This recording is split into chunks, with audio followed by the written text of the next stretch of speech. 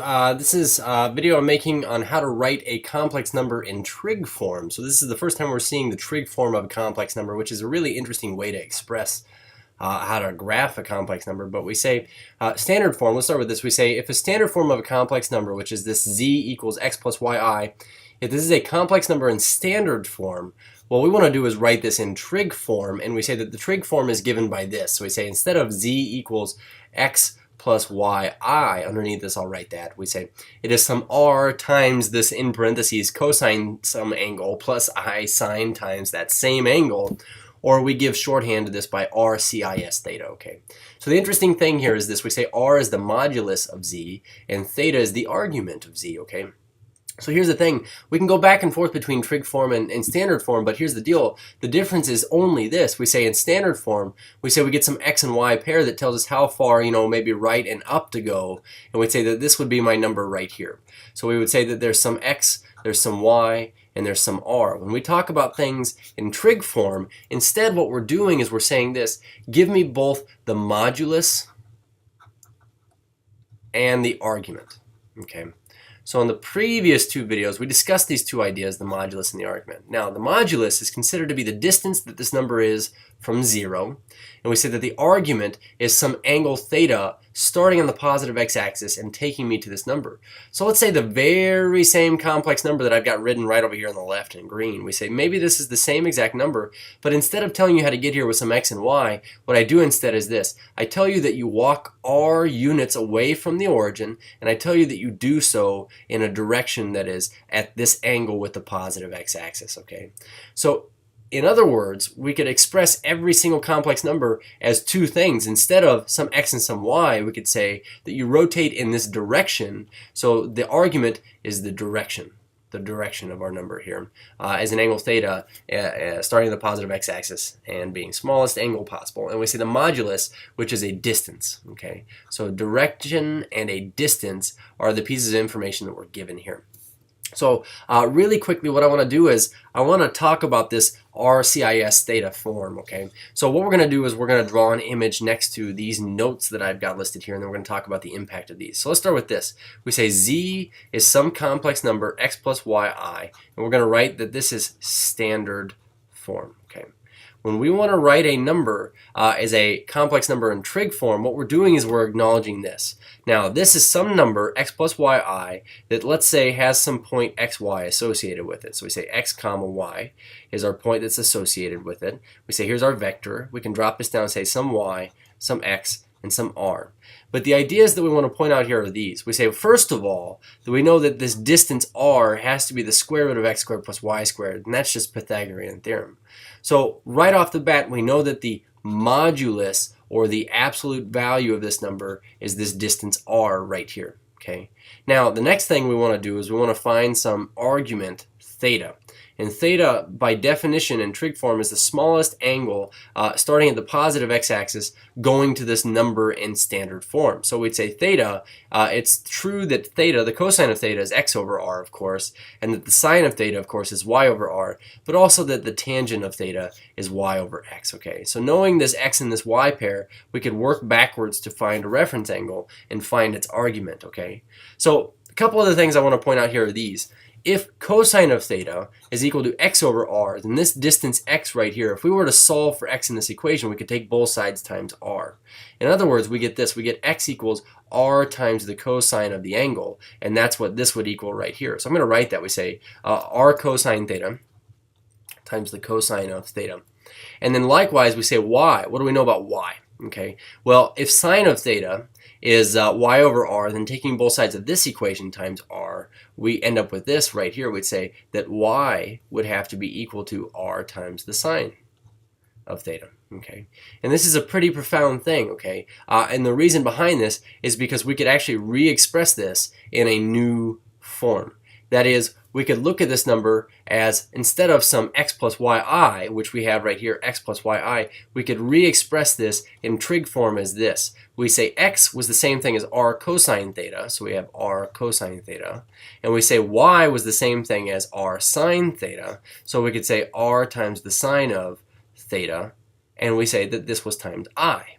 So this is our very same x plus yi, where this is x and this is y, but the way we're re-expressing this is in a way that allows us to re-express it in terms of only the modulus, which is the distance, and the angle, which is the argument, okay?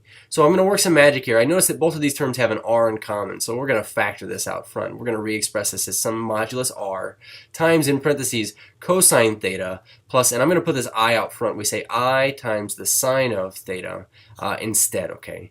Now, we use this so often, but all it's telling us are two things, and I'm gonna underline these things here, but we'd say the modulus, okay? So again, the modulus tells us the distance that this number is from the origin when you graph it, and we'd say also the argument, and the argument is this angle right here, and we refer to this as its direction that it's heading in.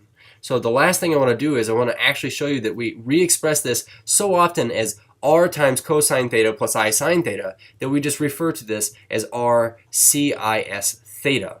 And this is very shorthand notation for the modulus and the argument, and cosine I sine is what the cis stands for, cosine I sine. So it's just shorthand notation, okay? So what we're going to do in this video, we're going to do two things. One, we are going to convert from standard form into trig form, and then we're going to convert from trig form into standard form. So I'll start with this. It says write the number -1 plus I in trig form. So the first thing we're always going to do is this. We are going to graph it. So we'd say -1 plus I would be left 1, up 1. We'd say it'd be this number right here, and we could say there's our vector right there. So we say this is -1, 1. That's this point xy in standard form. What we want to do is we want to convert this into r cis theta form, and I'm here to show you the quicker ways to do this. So the first thing we want to do is we want to find the modulus. So the modulus, given this thing in standard form, says that the modulus would be the square root of x squared plus y squared. In this case, we say this would be the square root of 1 plus 1, or the square root of 2. So we're going to hold on to this number right here, but this distance r is the square root of 2, okay? Now the next thing we're after is this. We want this angle theta. In order to find this, what we're going to do is we're going to think of this as a right triangle, okay? But we'd say number 2. The second thing we want to do is find the argument. Now, according to my last video, and according to what I've got written over here, we say that the tangent of theta is always y over x. So in order to find the argument here, what we're going to do is this. We're going to say, well, the reference angle would have to be tangent inverse of our y value over our x value. In this case, our y value is 1, and our x value is -1. So really getting our calculator out here, we could say, well, really what I get is the tangent inverse of 1 over -1, which is -1. So -1, we'll take the tangent inverse of this, and I get -45 degrees.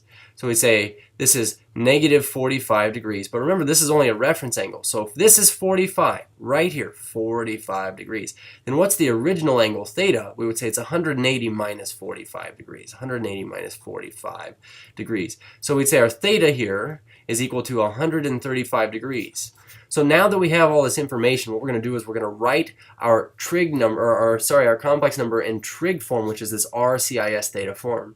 So we say that the number in standard form, -1 plus I, could be the same thing as this. We'd say walk the square root of 2, and we say cosine I sine of 135. And all this is telling us right here is this. You would go square root of 2 units, distance, out in a 135 degree direction. Okay. So now, going from a standard form, trig form back in a standard form is a little bit different. We say that we have this number here, 2 cosine I sine 60 degrees. So the first thing I want to do again is I want to sketch a picture of this. And what this says is this. We're going in a 60 degree direction. So like the 60 degree direction would be off this way.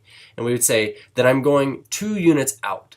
So we'd say along this line, maybe I go out this far right here. I'd say that r equals 2. What we want to do is we want to work backwards towards x and y. Okay, so the way that we could do this actually is kind of simpler, if you ask me. We say that this is the same thing as 2 cosine 60 degrees plus I times the sine of 60 degrees. And so to figure this out, what we could do is we could actually find the cosine of 60 and the sine of 60, and this is not a hard thing to do. We say cosine of 60 degrees, we say 60 degrees, find the cosine of this, we get a half. Okay, so we say this would be 2 times 0.5 plus, now the sine of 60 degrees. The sine of 60 degrees is square root of 3 over 2, but we say 60 degrees. Take the sine of this, we get approximately 0.8660. Okay, so I'm actually going to write this as square root of 3 over 2. And we're going to multiply this out, and we say 2 times a half would be 1. Plus, now, if I were to take 2 over 1 times this root 3 over 2, the 2's would cancel, and I would say that I get the square root of 3, and I say that the I'm going to put on the outside of the radicand, but this would be our complex number in standard form. Okay, and we could say this is easily checkable here. We could say that it looks like we went 1 to the right on our x-axis, so x would be 1, and we went the square root of 3 up, and so this is our triangle right here.